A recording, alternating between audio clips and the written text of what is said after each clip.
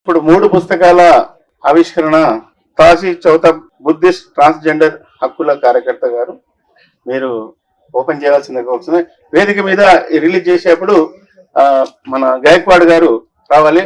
భాగ్య మీరు కూడా రండి. వినయ్ మీరు కూడా రండి సార్. మీరు కూడా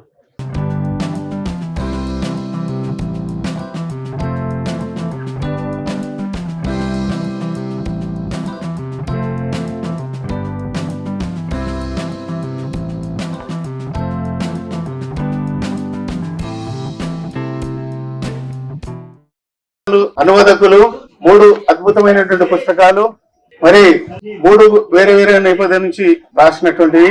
తిరుపతి బాలాజీ బౌద్ధ క్షేత్రమే అని చెప్పి చారిత్రక ఆధారాలతో నిరూపించి ఈ పుస్తకం గత 30 సంవత్సరాల నుంచి కూడా తిరుపతి బాలాజీ బుద్ధిస్ట్ సైన్ అని ఇంగ్లీష్ లో చాలా పాపులర్ అయింది. జమునా దాస్ గారు దాన్ని రాశారు. ఆ పుస్తకము భారతదేశం అంతటా కూడా చాలా ప్రాచుర్యం పొందింది. సమాంతర పత్రికల్లో కూడా ఇది సీరియల్ గా వేశాము.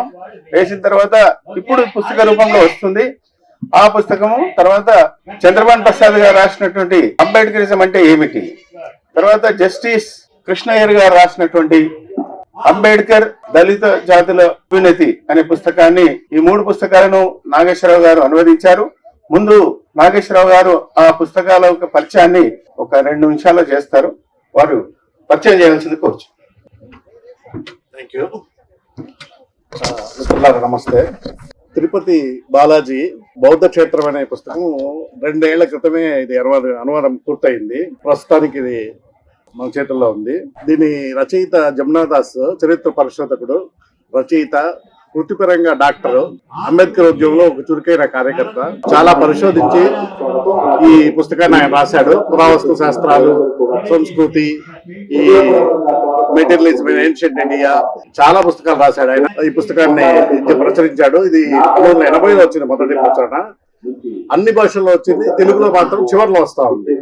తమిళ్లో వచ్చింది, కన్నడలో వచ్చింది, హిందీలో 3 ప్రింట్స్ వచ్చింది. ఇది చాలా సంచలనం సృష్టించింది అప్పట్లో. ఇప్పుడు తిరుపతి ఇది అనేది ఇప్పుడు మొదటిసారిగా వచ్చింది. ఇదేం లేదు, దక్షిణ భారతదేశంలో తిరుపతి ఎలాగూ ఒక వైష్ణవ క్షేత్రం. శతాబ్దాలుగా తిరుపతి బాలాజీ గురించి వివాదాలు కొనసాగుతూనే ఉన్నాయి. కొందరేమో విష్ణువు అంటారు, కొందరు శివుడు అంటారు, కొందరు శక్తి అంటారు, కొందరు స్కంద అంటారు, హరిహరుడు అంటారు. దీన్ని అసలు ఇది ఎలా వచ్చింది? మొదట ఇది ఒక బౌద్ధ క్షేత్రం, అది ఎలా పరిణామం చెంది చివరికి బ్రాహ్మణ విశ్వాసాల కోసం ఎలా తయారు చేయబడింది ఇప్పటి వరకు అనేది ఇది పుస్తకం చదివితే మనకు తెలుస్తుంది సంక్షిప్తంగా. ఇది ఇంకో పుస్తకం ఏంటంటే అంబేద్కరిజం అంటే ఏమిటి, చంద్రబాబు ప్రసాద్ రాసింది. ఇది సైద్ధాంత పరంగా పుస్తకం. చాలా మంది అంబేద్కరిజాన్ని వివిధ రకాలుగా నిర్వచిస్తా ఉన్నారు. దాన్ని చంద్రబాబు ప్రసాద్ దళిత డైరీ అనేది చాలా పాపులర్ పుస్తకం అయింది. ఆయన రాసిన అంబేద్కరిజం అంటే ఏమిటనేది ఒక అద్భుతమైన పుస్తకం. ఇది సైద్ధాంతిక పరంగా ఉంటుంది, అందరికీ అర్థమయ్యేటట్టు ఉంటుంది. ఇది చంద్రబాబు ప్రసాద్ పుస్తకం. అది ఇంకొకటి డాక్టర్ అంబేద్కర్ అణగారిన జాతుల భవిష్యత్తు. ఇది జస్టిస్ విఆర్ కృష్ణయ్యర్. జస్టిస్ తెలిసింది, ఈయన సుప్రీంకోర్టు మానవ హక్కుల గురించి, ప్రపంచ శాంతి గురించి, నిమ్న వర్గాల అభివృద్ధి గురించి చాలా చురుగ్గా ప్రచారం చేశాడు. అప్పట్లో 98 ఏళ్ళు బతికాడు ఆయన. తర్వాత అన్నాళ్ళు ఆయన యాక్టివిస్ట్ గానే, హక్కుల యాక్టివిస్ట్ గానే ఉన్నాడు. సామాజిక ఉద్యమాలను సమర్థించే మానవతావాదిగా పనిచేశాడు. ఆయన రాసిన పుస్తకం ఇది.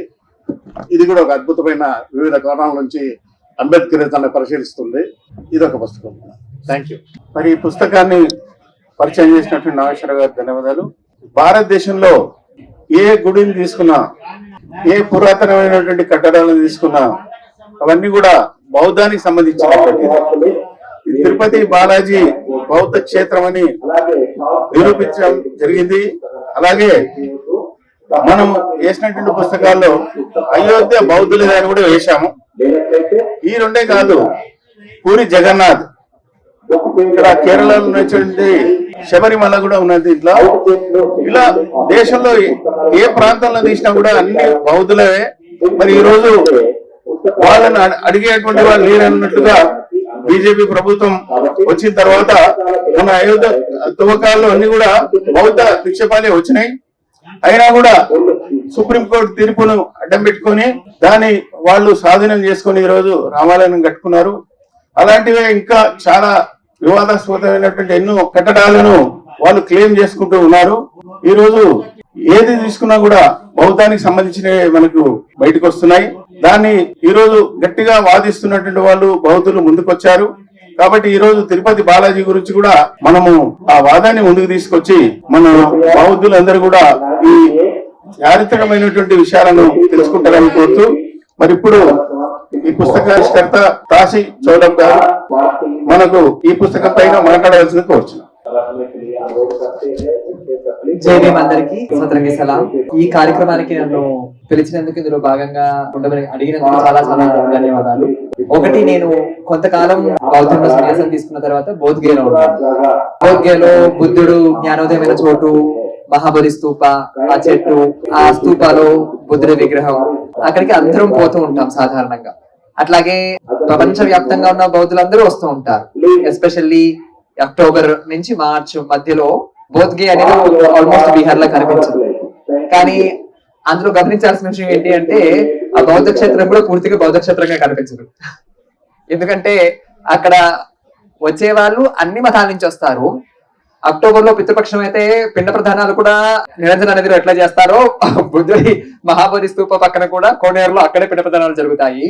అదే స్తూపాలో గౌతమ బుద్ధుడి విగ్రహం ఎదురుగానే చిన్న రాయి ఉంటుంది. దాని శివలింగంగా ఒక హిందూ ప్రీస్ట్ ఉంటాడు.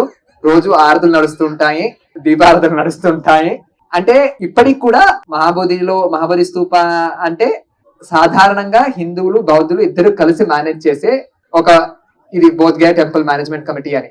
ఆల్మోస్ట్ నాకు తెలిసినంత వరకు రీసెంట్ గా 2013లోనో 14లోనో నాన్ హిందూస్ కూడా సెక్రటరీ కావచ్చు ఒక ట్రస్ట్ కి అనేది అప్పుడే వచ్చింది. అప్పటి వరకు కూడా ఓన్లీ హిందూసే సెక్రటరీగా ఉండే వాళ్ళు దాదాపుగా అనుకుంటాం ఆ ట్రస్ట్ కి. అది పోరాటాలు చేసుకుంటూ వచ్చింది. ఇప్పటికి కూడా అక్కడికి వచ్చే సాధారణంగా వెళ్ళినప్పుడల్లా చాలా మంది సౌత్ ఇండియా నుంచి వస్తుంటారు. వారణాసి పోయి వస్తారంతా. వారణాసి పోయి వచ్చే వాళ్ళంతా కూడా విష్ణువు అవతారము, ఇది విష్ణువు గుడి అనే వస్తారు. బౌద్ధ క్షేత్రము, బుద్ధుడు అన్న ఆలోచనతో సాధారణంగా భారతీయులు ఎవరు రారు అక్కడికి. వేరే దేశాల నుంచి చాలా మంది వస్తారు బౌద్ధ క్షేత్రం అని, కానీ హిందూ క్షేత్రం అని భారతదేశంలో ఉండే వాళ్ళందరూ వస్తారు. అంటే ఎందుకు చెప్తున్నానంటే, ఇది ఒకటి అధికారంలో ఉండే మతం, అధికారంలో ఉండే ఏ వ్యవస్థ అయినా కానీ ముఖ్యంగా మతం వేరే వ్యవస్థలని అణిచివేయాలి లేదా వేరే వ్యవస్థలని తుడిచివేయాలి అనుకుంటే అది వీలు కాని సందర్భంలో ఆ వ్యవస్థలని వాటిలో కలిపేసుకుంటుంది. మీరు మా వాళ్ళని అని తేలిగ్గా చెప్పేస్తుంది అనమాట. అప్పుడు ఏమి చేయడానికి ఉండదు కదా. మీరు మా వాళ్ళు అంటే మేము కొట్లాడుతుంటే, అయ్యో మేము ఎంత మంచిగా మీ వాళ్ళు మా వాళ్ళు అంటుంటే మీరు కొట్లాడుతున్నారు మాతో అని మననే వెరిగా చూస్తారు. అట్లా ఆల్మోస్ట్ ఇప్పుడు ట్రాన్స్జెండర్ వ్యక్తుల గురించి కూడా మాట్లాడుకుంటే, హిందూ మతంలో హిందూ ఐడియాలజీలో మాకు శిఖండి ఉంది, మాకు బృహణల ఉంది, ఈ కథలన్నీ చెప్పుకుంటారు. కథలు చెప్పుకోవడానికి చాలా బాగుంటాయి, కానీ వర్తమానంలో వాస్తవంలో పరిస్థితి ఏంటి అని చూసుకోవడానికి ఎవరు ఇష్టపడరు అనమాట. ఆ కథలు చెప్పుకోవడానికి, అసిమిలేట్ చేసుకోవడానికి అందరు సిద్ధంగా ఉంటారు. అంటే ఇప్పుడు ప్రస్తుతం ఉన్న దేశంలో ఉన్న పరిస్థితిలో నాకు తెలిసి ఇటువంటి పుస్తకం తెలుగులో రావడం అనేది చాలా ముఖ్యమైన అవసరమైన విషయం అనుకుంటున్నాను నేను. ఎందుకంటే వెళ్ళి ఎక్కడ ప్రార్థనా స్థలాల్లో చర్చిలతో బాలా, మసీదులతో బాలా, ఏమితో బాలే, దాని కింద గదుల్లో గుడి ఉందా, ఏముంది అని మతం అనే వ్యసనం బట్టి, అధికారం బట్టి ఈ దేశంలో ఈ రోజు జరుగుతున్న పరిస్థితులను చూస్తూ ఉంటే, అట్లా అనుకుంటే బౌద్ధులు అందరూ కూడా పోయి ఈ గుళ్ళన్నీ మా గుళ్ళి అని చెప్పి కోట్లలో పిటిషన్లు వేసుకోవడాలు, ఇంకా ఇవన్నీ మానేసి అదే చేసుకోవాల్సి ఉంటుంది. ఇంకా బౌద్ధం కూడా వదిలేస్తే ఇంకా కాస్త చెట్లకు వీటికి కూడా విచక్షణ జ్ఞానం మాట్లాడే శక్తి వస్తే, మీరందరూ లేకముందు మేమే ఉన్నాము, మీరంతా కొండి అని చెట్లు, మొక్కలు, జంతువులు, జీవులు కూడా అనాలేమో మనుషుల్ని. అంటే ఈ స్థాయిలో ఈ రోజు మన దేశంలో మతం పేరు మీద జరుగుతున్న విభజన, హింస, అది ఎంత వెర్రి అంటే, గతం ఒకటి ఏడ్చింది, ఆ గతాన్ని ఎట్లా అర్థం చేసుకుందామని ఆలోచన లేదు, కానీ ఆ గతాన్ని మార్చేద్దాము, గతంలోకి వెళ్ళిపోదాము అంటే తిరుగు ప్రయాణం అన్నమాట. ఇది వెనక్కి వెళ్ళిపోదాము, బుద్ధుడేమో ముందుకెళ్దాము, దుఃఖం నుంచి దూరంగా వెళ్దామంటే లేదు మా గతంలో గర్వం ఉంది కాబట్టి దుఃఖమైనా కానీ ఎక్కడికే వెళ్తాం మేమని వెర్రి అనేది, మతం అనే వెర్రి ఈ రోజు ఉంది. ఒక రకంగా కేవలం హిందూ మతమే అనుకోవాల్సిన అవసరం లేదు. శ్రీలంక పోతే అక్కడ మా బౌద్ధులు కూడా ఏం తక్కువ కాదు, అక్కడ వాళ్ళు చేసే హింస వాళ్ళు చేస్తున్నారు. మయన్మార్ పోతే అక్కడ అంటే ఎక్కడైతే ఏ మతమైనా అధికార స్థాయిలో ఉంటుందో ఆ మతం ఆ అధికారాన్ని ఏం చేయాలో అర్థం కాక మిగతా వాళ్ళని అణిచివేసే పని చేస్తుంది. ఆ అణిచివేసే పని ఈ రోజు ఈ దేశంలో ఎవ్వరు అడగకుండా, ఎవ్వరు ప్రశ్నించడానికి వీలు లేకుండా, ప్రశ్నించిన వాళ్ళని అసలు నానా హింసలు టార్చర్లు పెట్టేసి ముందుకు నడుస్తుంది ఇది. అది నాకు ఈ పుస్తకం ఎందుకు ముఖ్యం అంటే హిందూ దేవాలయాలు, బౌద్ధ ఆరామాలు, క్షేత్రాలు, విహారాలు అవ్వాలనేది కాదు, కానీ గతమని తవ్వుకుంటూ పోతే గతాలు చాలా ఉన్నాయి. ఆ గతాల వల్ల వర్తమానాన్ని మనం ఏం చేస్తున్నాం అనేది గుర్తుంచుకోవడానికి, చూసుకోవడానికి ఇది ఒక గుర్తింపుగా పనికొస్తుంది అనుకుంటున్నాను. ఎందుకంటే ఇది కేవలం మీ గుళ్ళు మాత్రమే కాదు, చరిత్ర చూసుకుంటే చరిత్రలో చాలా క్లిష్టమైన పరిస్థితులు, సిచ్యుయేషన్స్ ఉన్నాయి. అండ్ అందులో వెనక్కి తవ్వుకోవాలనుకుంటే అందరం తవ్వుకోవాల్సిందే. ఆ తవ్వుకుంటూ కూర్చుంటే ఒకరికొకరు హాని చేసుకుంటాం తప్ప బాగు చేసుకున్న వాళ్ళం అయి ఉండము. వర్తమానంలో జీవిస్తూ వర్తమానంలో ఏముందని చూసుకునే ప్రయత్నం చేద్దామా, లేదా గతంలో వెళ్ళి గతంలోని అధికారాన్ని వెనక్కి తీసుకొచ్చి మేము ఇప్పుడు అధికారంలో ఉందామని చేసే ఈ వెరీ ప్రయత్నానికి ఎట్లా సమాధానం చెప్పడానికి ఒక పుస్తకం ఒక సమాధానం అనుకుంటున్నారు. అది ముఖ్యంగా తెలుగులో. ఎందుకంటే ఇవాళ తెలుగు మాట్లాడే ప్రాంతంలో యంగ్ పిల్లలు, మొన్నటి వరకు మతము ఇవి అవి అంటే ఏమీ ఆలోచన కూడా లేని పిల్లలు ఇవాళ గణేష్ పండుగలు పెడుతున్నారు, దుర్గా పండుగలు పెడుతున్నారు. అసలు అంటే పెట్టి భక్తి ఉండి అది వేరే విషయము, కానీ అది ఎందుకు పెడుతున్నాము అంటే వేరే వాళ్ళపై ద్వేషం ఉంది కాబట్టి ఆ ద్వేషం నిరూపించుకోవాలి కాబట్టి నేను ఇది చేస్తున్నాను. చెప్పుకోవడానికి ఇది నా మతం అంటే ప్రేమ, కానీ దాని మూలంలో ఏముంది అంటే వేరే మతం అంటే ద్వేషం, కాబట్టి నా మతం అంటే ప్రేమ. అంటే దాన్ని మనం కౌంటర్ చేయాలంటే మామూలుగా ప్రేమ లేకపోతే కరుణ, జాలి ఇవన్నీ బోధనలు ఒక ఎత్తు అయితే అసలు వాస్తవాలు ఏంటి, చరిత్ర ఏంటి, మనము వ్యక్తులుగా ఏ దృక్పథంతో ఆలోచించాలి, రాషనల్ లాజికల్ గా ఆలోచించమని బుద్ధుడు చెప్పాడు. ఇప్పుడు రాషనల్ లాజికల్ గా ఆలోచించే సందర్భం లేదనమాట. రాషనల్ లాజికల్ గా ఆలోచిస్తే మనని మనుషుల్లా చూడరు. ఈ రోజుల్లో మనం ఎంత వెరిగా ఆలోచించి, ఎంత గర్వంగా ఆలోచించి ఇది నా మతం ఇదే గొప్ప అన్నట్టు ఆలోచిస్తేనే మనము భక్తి ఉన్నోళ్ళం అవుతాము, దేశం అంటే భక్తి ఉన్నోళ్ళం అవుతాము, మతం ఉన్నోళ్ళు భక్తి అవుతాము. లేకపోతే దేశానికి ద్రోహం చేసిన వాళ్ళం అవుతాము, మతానికి ద్రోహం చేసిన వాళ్ళం అవుతాము. అంటే ఇప్పుడు ఈ పండగలు వచ్చినా, ఈ పబ్బాలు వచ్చినా కానీ అంతటా ఆ జెండా పెట్టేస్తారు.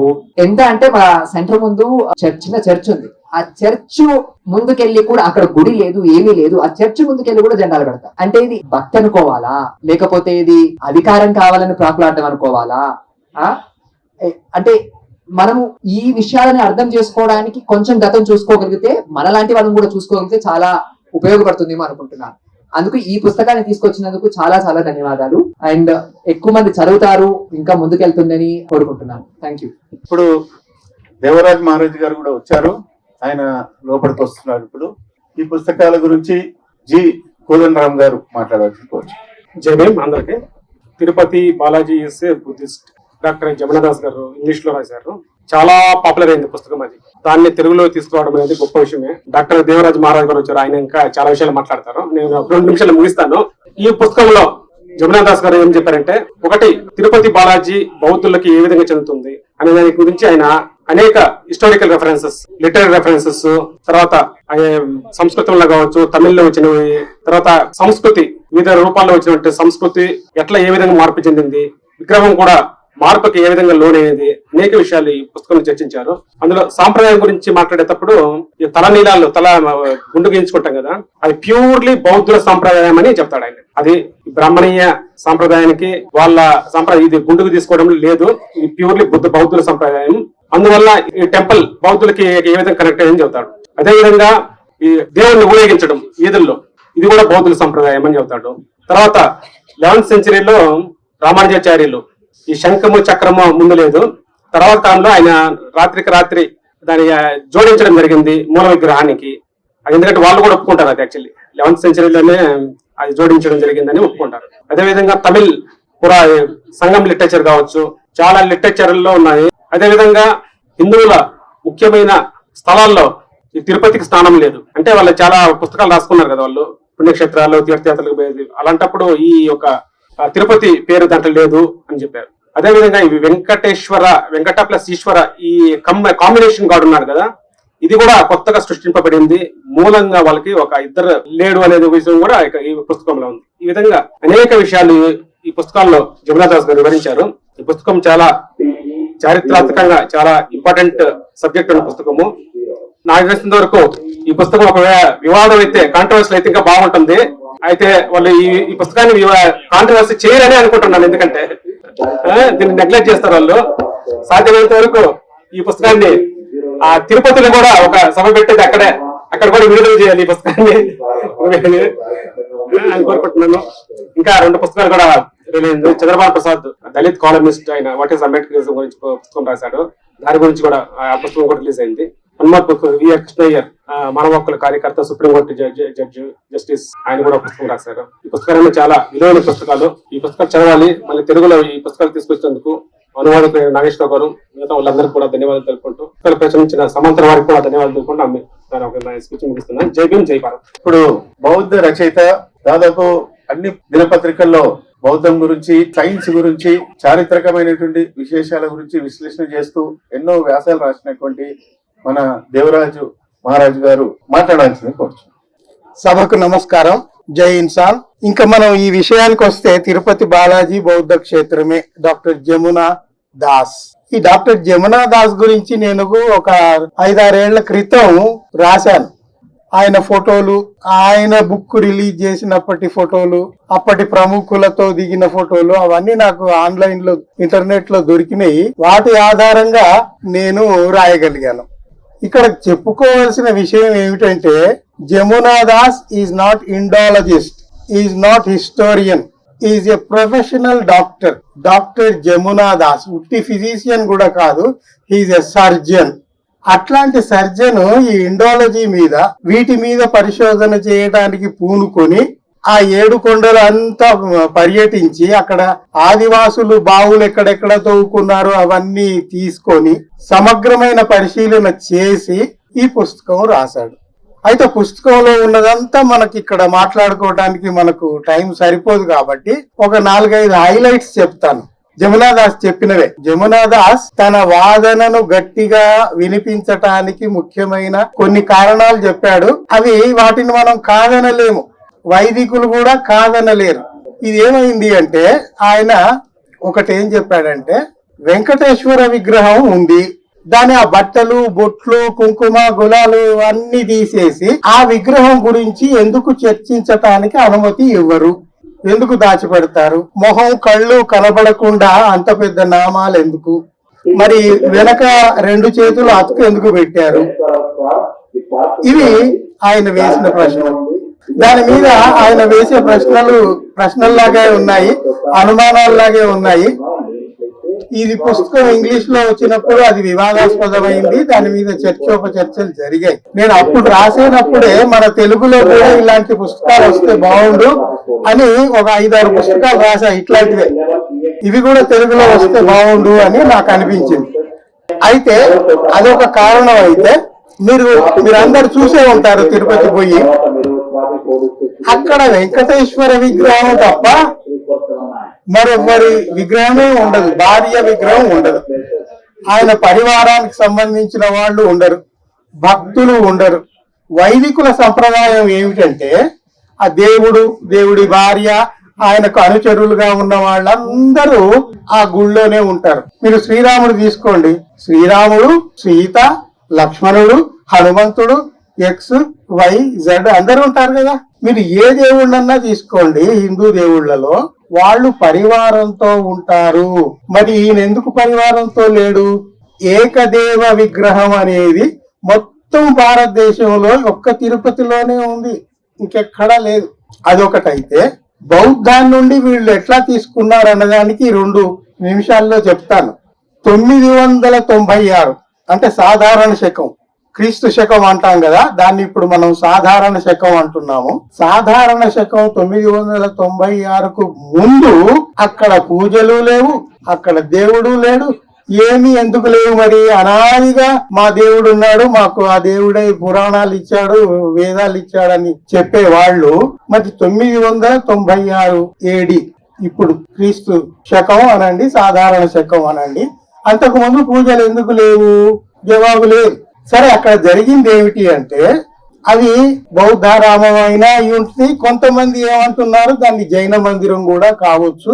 ఎందుకంటే బాల అని అక్కడ ఒక ప్రసిద్ధ జైన మాత అక్కడ ఉండేది. ఆ బాలా పేరుతోటే ఈయనను బాలాజీ అని పిలుస్తున్నారు అనే వాదన కూడా ఉంది. నార్త్ ఇండియన్స్ వెంకటేశ్వర అని పిలువరు, బాలాజీ అనే పిలుస్తారు. ఆ బాల ఎందుకు వచ్చిందంటే, అక్కడ వాళ్లకు జైనురాలు ఒక ఆవిడ ఉండేది, పెద్ద ఆవిడ అందరూ వచ్చే వాళ్ళందరికీ అన్నాలు పెట్టి వాళ్ళను పోషిస్తూ సంరక్షణ చేస్తుండేది. ఆ పేరుతోటి ఈ బాలాజీ పేరు వచ్చింది అని కొంతమంది రచయితలు పరిశోధకులు చెబుతున్నారు. అది అలా ఉండనిస్తే ఈ వెంకటేశ్వర ఎలా వచ్చింది అంటే కాలక్రమంలో మనకు శంకరాచార్యుల వారు వచ్చారు. వచ్చి ఈ బౌద్ధం ఏంటి, ఈ బుద్ధుడు ఏంటి, ఇవన్నీ తీసేయండి, ఇది ఈశ్వరాలయము అని ఆయన ప్రకటించారు. ఈశ్వరాలయంగా కొన్ని సంవత్సరాలుగా అది అక్కడ తిరుపతిలో ప్రసిద్ధి పొందింది. కాలం గడిచిపోయాక రామానుజాచార్యులు వచ్చి, మనకు తెలుసు కదా శైవులకు వైష్ణవులకు పడదు, ఆయన ఈశ్వరాలయం పెడితే మనం ఒప్పుకుంటామా, తీసేయాలి దాన్ని అని ఆయన విష్ణుమూర్తి విగ్రహం అని ఆయన ప్రకటించారు. ఈ ప్రజలంతా కన్ఫ్యూజ్ అయిపోయి ఇదేంట్రా నిన్నదాకా ఈశ్వరాలయం అన్నారు, ఇప్పుడేమో మళ్ళీ విష్ణు అంటున్నారు. ఈ జనం ఏమనుకోవటం మొదలు పెట్టారంటే వెనకటి ఈశ్వరుడే ఈయన. ఆ వెనకటి ఈశ్వరుడు వాడుకలో వెంకటేశ్వరుడు అయ్యిందండి. అది దాని సారాంశం. ఇది ఇంత గట్టిగా ఎందుకు చెప్పాల్సి వస్తుందంటే మీరు పురాణాలు, ఉపనిషత్తులు, వేదాలు అన్ని తిరగ చూడండి, పండితులను అడగండి, సంప్రదించండి. వెంకటేశ్వరుడు అనే పేరు మీకు ఎక్కడన్నా కనిపిస్తుందా? ఎక్కడా లేదు. అది కల్పించిన పేరు అని మనకు అర్థం అవుతుంది. క్రియేట్ చేశారు, పాపులరైజ్ చేశారు. పాపులరైజ్ చేయటం ఇప్పుడు ఈ బీజేపీ ఆర్ఎస్ఎస్ గవర్నమెంట్ వచ్చి అబద్ధాలు ప్రచారం చేయటం మనకు బాధాకరంగా ఉంది. గాని ఈ పని ఎప్పుడో 900 సంవత్సరం నుండే మొదలైంది తిరుపతిలో. అందువల్ల వెనకటి ఈశ్వరుడు వెంకటేశ్వరుడు అయ్యాడు. అది దాని సారాంశం. ఇంకా దాంట్లో ఎట్లా బౌద్ధ కల్చర్ ను వాళ్ళు ఎట్లా తీసుకున్నారు అంటే, ఇందాక మిత్రుడు చెప్పాడు, వైదికులు కనుక క్లీన్ షేవ్ చేసుకుంటే, గుండు కొట్టించుకుంటే తప్పకుండా పిలక ఉంటుంది కదా. మరి తిరుపతిలో గుండు కొట్టించుకున్న వాళ్లకు పిలక ఉండదు. పిలక ఉండకుండా క్లీన్ షేవ్ చేసుకుంటే, పిలక లేకుండా గుండు కొట్టించుకుంటే అది బౌద్ధ సంప్రదాయము. బౌద్ధ భిక్కులు ఎవరన్నా చూడండి మీరు, పిలకలు ఉండవు. ఇకపోతే ఇంకొక చాలా ముఖ్యమైన అంశం ఏం చెప్పాడంటే, అక్కడ రథయాత్రలు జరుగుతాయి. రథయాత్రలు కూడా బౌద్ధం నుండి తీసుకున్నదే. వైదికులలో అస్పృశ్యత ఉంది కదా, అంటరానితనం ఉంది కదా. ఇప్పుడు వాళ్ళ ఇళ్లలో ఎవరైనా మడిగట్టుకొని పూజా గదిలో ఉన్నా, వంట గదిలో ఉన్నా, వాళ్ళ స్వంత పిల్లల దగ్గరికి వచ్చినా చీచి దూరం పోవని వెళ్ళగొడతారు. మీకు తెలిసిందే కదా. అంటే స్వంత కుటుంబ సభ్యులైనప్పటికీ వాళ్ళు కొన్ని సందర్భాల్లో దగ్గరికి రానివ్వరు. అట్లాంటిది ఈ రథయాత్రలో ఎవరెవరో తెలియదు, 100,000 మంది కలిసికట్టుగా యాత్ర చేస్తున్నారు కదా. అందరూ కలిసికట్టుగా యాత్ర చేయటము, అందరూ కలిసికట్టుగా ఒక కార్యక్రమం చేపట్టడం అనేది బౌద్ధంది. బౌద్ధంలో అస్పృశ్యత లేదు, బౌద్ధంలో అంటరానితనం లేదు. నదులన్నీ సముద్రంలో కలిసి సముద్రం అయిపోయినట్టు మీరు ఏ ధార నుండి ఎక్కడి నుండి వచ్చినా కూడా మీరు బౌద్ధం స్వీకరిస్తే బౌద్ధులు అయిపోతారు. అక్కడ మీ ప్రాంతం, మీ కులం, మీ వర్ణం, మీ వర్గం ఏది ఉండదు. ఆ భావనతోటి బౌద్ధులు కొన్ని కార్యక్రమాలు అందరూ కలిసికట్టుగా చేసుకునేవారు. దాన్ని స్ఫూర్తిగా తీసుకుని ఈ రథయాత్ర వీళ్ళు నిర్వహిస్తున్నారు. ఇట్లా కొన్ని ఆధారాలు, గట్టి ఆధారాలు జమునా దాస్ ఈ పుస్తకంలో చర్చించారు. అయితే ఇవన్నీ ఆయన అప్పుడు చర్చించినప్పటికీ ఇప్పటికీ సమాధానం ఎవ్వరూ ఇవ్వట్లేదు. ఇంకొకటి ఆగమ శాస్త్రం అని చెప్తారు కదా, వాళ్ళ ఆగమ శాస్త్రం ప్రకారము ఆ తిరుపతి పరిసరాల్లో ఉన్న ఇతర దేవీ దేవతలకు వీళ్ళు ఆగమ శాస్త్రం ప్రకారం ఎందుకు పేర్లు పెట్టలేదు అనే ప్రశ్న కూడా ఇందులో ఉంది. అసలు వెంకటేశ్వరుడే కల్పించిన పేరు ఇప్పుడు అర్థమైంది కదా మనకు. అట్లాంటిది అక్కడ తర్వాత కాలంలో చూడండి ఏమైంది, ఫ్రీడమ్ స్ట్రగుల్ వచ్చింది, ముస్లింలు వచ్చారు. వీళ్లతో సఖ్యతగా ఉండడానికి బీబీ నాంచారి క్రియేట్ చేశారు. సో ఇట్లాంటివి క్రియేట్ చేసి ఒక వాతావరణం కల్పించి ఆ స్థలాన్ని పుణ్యస్థలం అని చెప్పి కట్టుకథలన్నీ రాసి దాన్ని ఎలివేట్ చేసి ప్రస్తుతం ఈ స్థాయికి తీసుకొచ్చారు. ఇంకా చాలా విషయాలు మాట్లాడుకోవచ్చు కానీ మన సమయం అయిపోయింది, అందువల్ల ముగించాల్సిన అవసరం ఉంది. ఈ అవకాశం ఇచ్చిన సమాంతర వరుణ్ కుమార్ కు, మిగతా మిత్రులకు, అనువదించిన ఏఎన్ నాగేశ్వరరావుకు అందరినీ హృదయపూర్వకంగా అభినందిస్తున్నాను. సెలవు తీసుకుంటున్నాను. సభను ముగించే ముందు ఇక్కడ నల్లబాబు గారు ఉన్నారు, నల్లబాబు గారి వేదిక మీదకి రావాలి. నల్లబాబు ఈ 3 పుస్తకాలను కూడా ఒక 100 కాపీలు ఆయన తీసుకోవడానికి అంగీకరించాడు.